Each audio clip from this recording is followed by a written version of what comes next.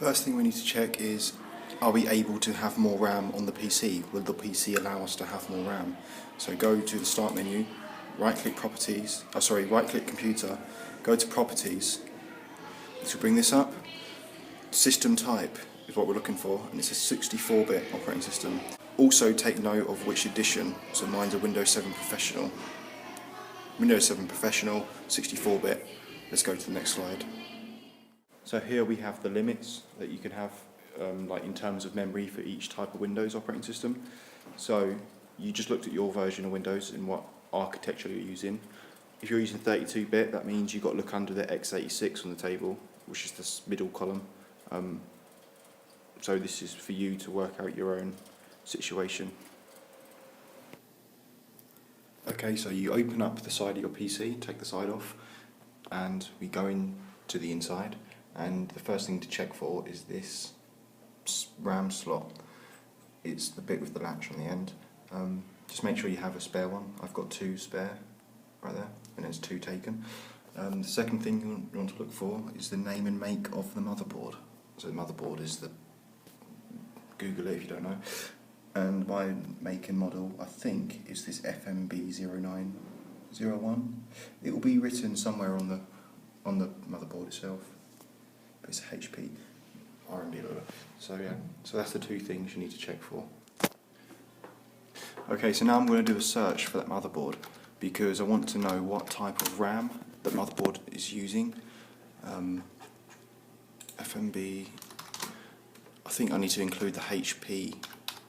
So if I type HP, then the make and the model, sorry. So HP FMB. And it's this PDF one, which I'm going to use. You can, could you see that? I don't think you can see that.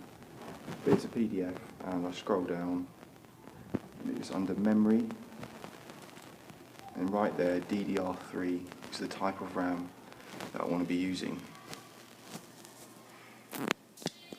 So now I know that I need DDR3 RAM, I know that I've got 2 slots on my motherboard which I can use, and also I know that I can have up to, I think it was 192 gigabyte. So I'm pretty comfortable with the amount of RAM that I could buy. So I'm going to search for DDR3, and actually I'm going to go 16 gigabyte. It's probably going to give me 2 8 gigabytes, yeah.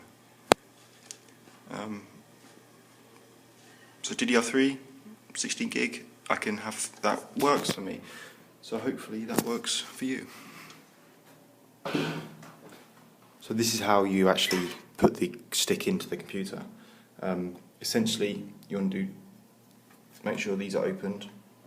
These little latches are sort of opened up, and make sure that you line up the correct side. So it'd be going in like that. And when you do this, you need to lay it on the floor.